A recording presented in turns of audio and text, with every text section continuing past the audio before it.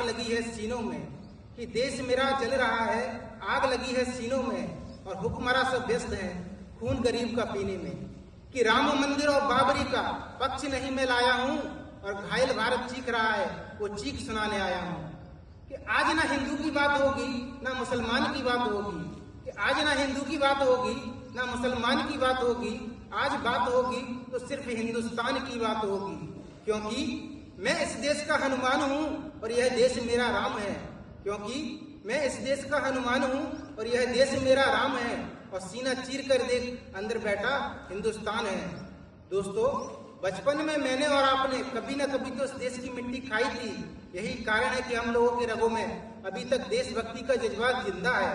हमारे खाने में नमक हो ना हो, परंतु हमारे रगों में देश का नमक होना जरूरी है।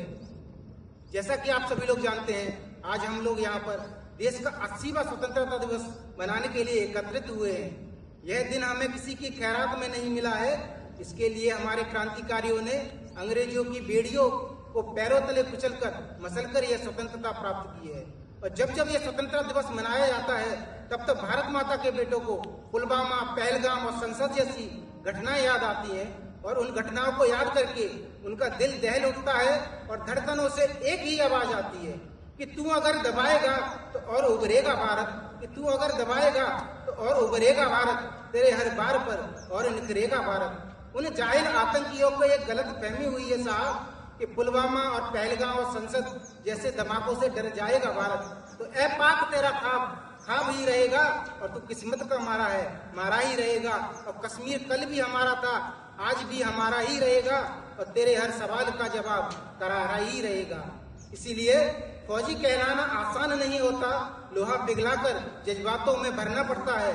तो सन 1962, 65 और 71 की लड़ाई में अपना स्वाग गवा देने वाली विधवाओं की वेदना चीख चीख कर चिल्लाती है और कहती है कि प्यार भी भरपूर गया और मांग का सिंदूर गया, कि प्यार भी भरपूर गया और मांग का सिंदूर गया, और नन्हे ननिहालों की लंगोटियां चली गई और छोटी छोटी बेटियों की चोटियां चली गई। बाप की कमाई गई और भाई की पढ़ाई गई। ऐसा एक विस्फोट हुआ साहब, पता ही नहीं चला, जिसमें की कई बोटियां चली गई। और आपके लिए तो एक आदमी मरा है, परंतु मेरे घर की तो रोटियां ही चली गई। महोदय, छाती तो उस दिन फट गई जब एक बूढ़ी माँ ने अपने जवान बेटे के लाश के चिथड़ों पर देखा, तो उसके हृदय की एक ही आवाज आई कि साहब आप तो भर्ती में 1 इंच कम नहीं लेते, कि साहब आप तो भर्ती में 1 इंच कम नहीं लेते, फिर मैं अपने जवान बेटे का ये आधा शरीर कैसे ले लूं। इसीलिए आज के जो युवा पीढ़ी है, मैं उनके लिए भी कहूंगा कि तैरना है तो समंदर में तैरो, कि तैरना है तो समंदर में तैरो। इन नदी और नालों में रखा ही क्या है, और मोहब्बत करनी है प्यारे तो इस वतन से करो, इन बेवफा लोगों में रखा ही क्या है। कि यूं तो मिलते हैं जमाने में आशिक कई, परंतु वतन से सुंदर कोई सनम नहीं होता, और लोटों में लिपट सोने में सिमट मरे हैं करूं कई, परंतु तिरंगे से सुंदर कोई कफन नहीं होता, कोई कफन नहीं होता।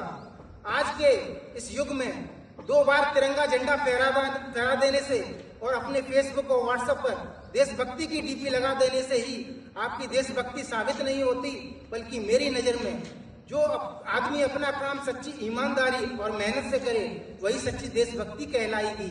इसीलिए आज के इस युग में किसी मजदूर को मजदूर समझिए, मजबूर नहीं, और किसी गरीब को देना है तो काम दीजिए, दान नहीं। और अगर दान देने के इतने ही इच्छुक हो तो जीते जी रक्तदान दीजिए, और मरने के बाद अंग दान देकर किसी मरते हुए को जीवन दान दीजिए।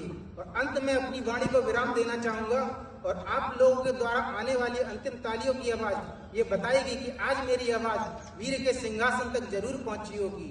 कि नफरत बुरी है ना पालो इसे, कि नफरत बुरी है ना पालो इसे, खाली मन से निकालो इसे, न तेरा ना इसका ना मेरा ना उसका, ये सबका वतन है, संभालो इसे, संभालो इसे। जय हिंद, जय भारत।